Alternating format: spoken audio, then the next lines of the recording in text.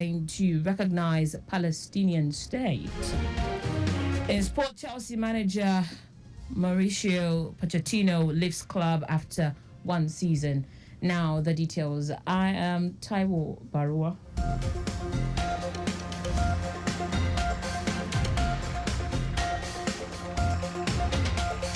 Stakeholders in the education sector have gathered in Lagos to address the need for schools curriculum reform for economic growth in Nigeria. The program was at the instance of the Lagos State Ministry of Basic and Secondary Education in conjunction with Nigeria Educational Research and Development Council, NERDC, for the 2024 convocation of Network of Education Services Center in Nigeria, NESCN.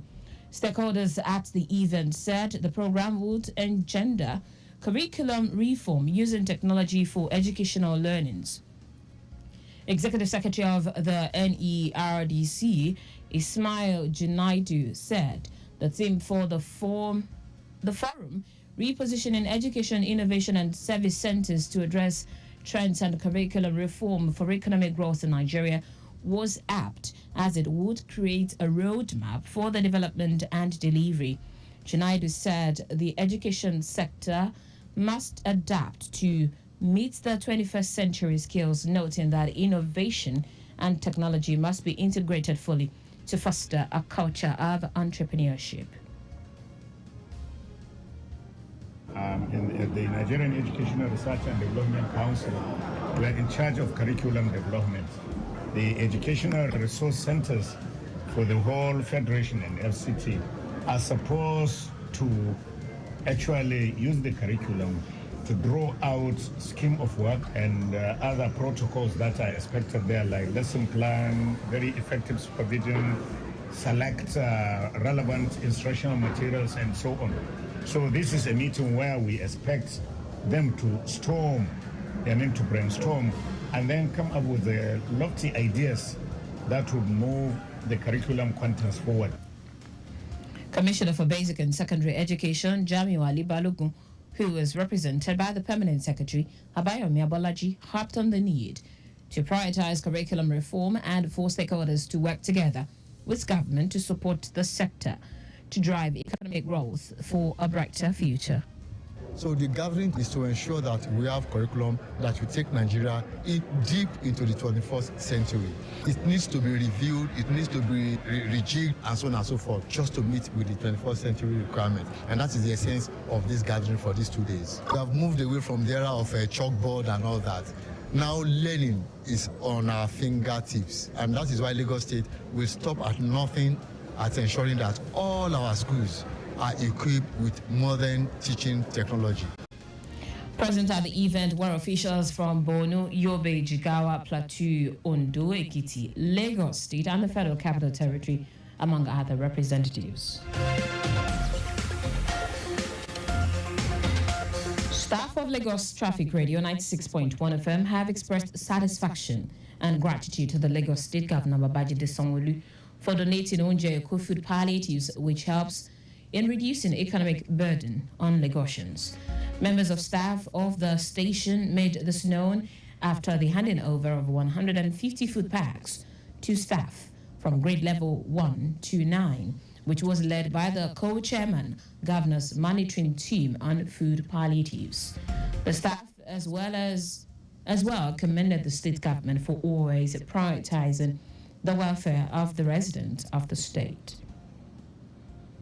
But I just want to appreciate the Lagos State government for this laudable initiative. It shows that the government has great concern for the citizens. I want to sincerely appreciate Governor Babajide Sanwo-Olu for the Onje Eko palliatives. Pray that Lagos State will continue to grow bigger and bigger. We appreciate the Lagos State governor for the Onje Eko initiative.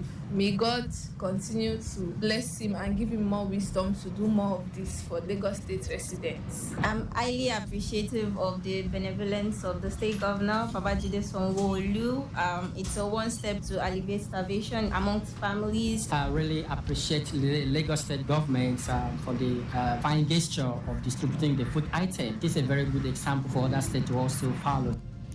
It will be recorded that the Onjeko initiative was introduced by Governor Babajide Sanwo-Olu's administration to cushion the effect of the economic hardship.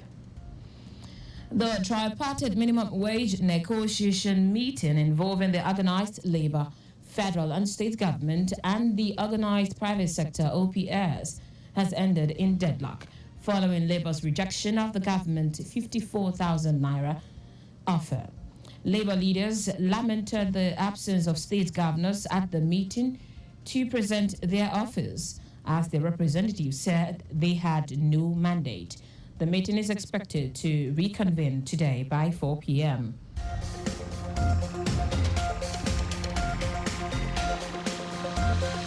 And now to the rest of the stories. The federal government has approved a $750 million World Bank funding for the construction of 1,200 mini grids and rural communities across Nigeria.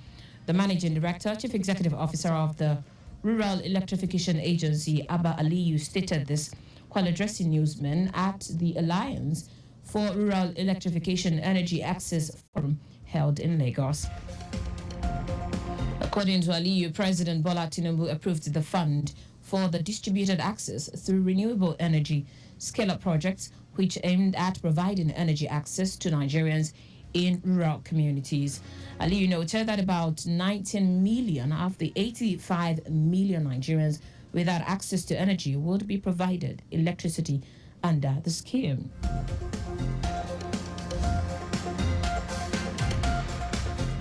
In foreign news now, Norway, Ireland and Spain have announced plans to recognize an independent Palestinian state in the hope that this will help to bring peace with Israel. European Union members Slovenia and Malta have also indicated in recent weeks that they plan to make the recognition, arguing a two-state solution is essential for lasting peace in the region. Spain says the decision is not against Israel and is not in favor of Hamas, but in favor of peace. At least 140 members of the United Nations already recognize Palestinian statehood, but not the United Kingdom or the United States.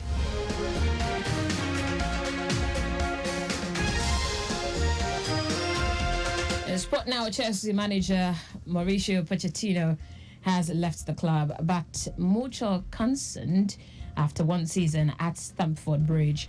The 52-year-old Argentine took charge of Chelsea on 1st July, signing a 2-year contract with the option of a further 12 months.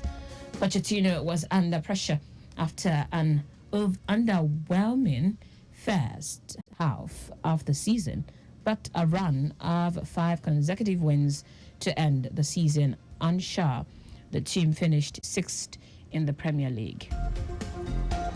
Chelsea was also runners-up in the Carabao Cup and reached the semi-finals of the FA Cup.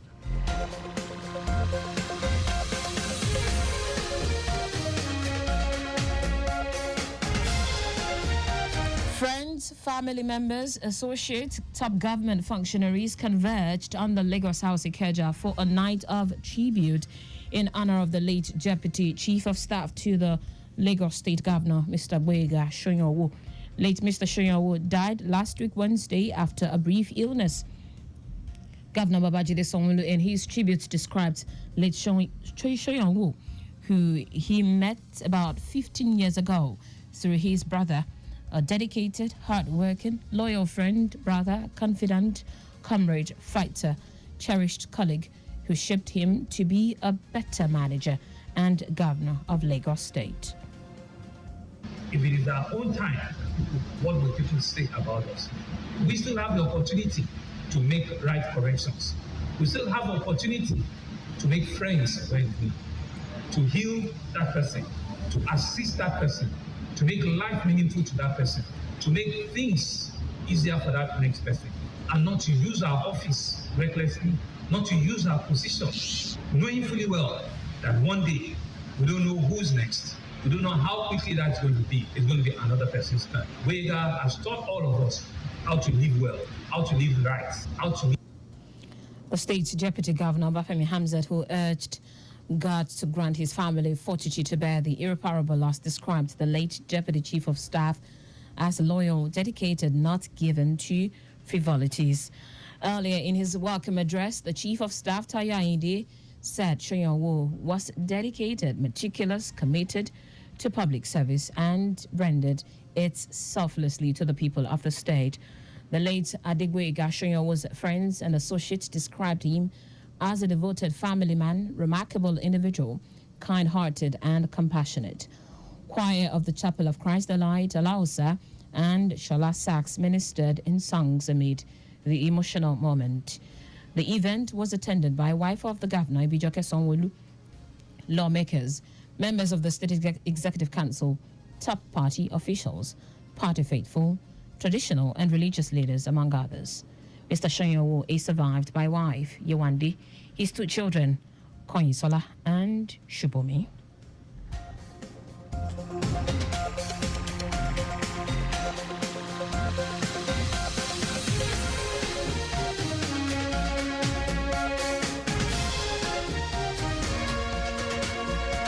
That's it on the news at noon, but just before we go, carry out proper and adequate checks on your vehicles before setting out.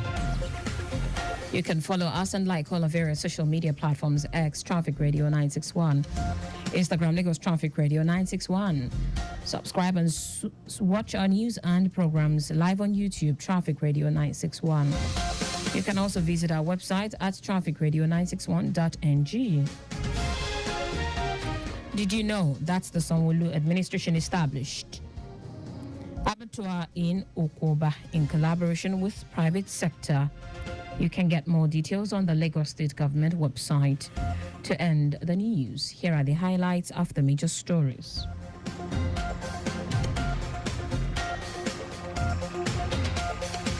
Stakeholders in the education sector have gathered in Lagos to address the need for schools' curriculum reform for economic growth in Nigeria. The federal government has approved a $750 million World Bank funding for the construction of 1,200 mini grids in rural communities across Nigeria. We also told you that Norway, Ireland, and Spain have announced plans to recognize an independent Palestinian state in the hope that these will help to bring peace with Israel. Finally, in sport, Chelsea manager Mauricio Pochettino has left the club by mutual consent after one season at Stamford Bridge. For contact with the newsroom, send a message to info@trafficradio961.ng. That ends the news broadcast compiled by Adirayo Idowolaya. I am Taiwo Baruwa. Thank you for listening. Good afternoon. Up next is Lunchtime Waka with MCIs and Timitope Boma Peterside.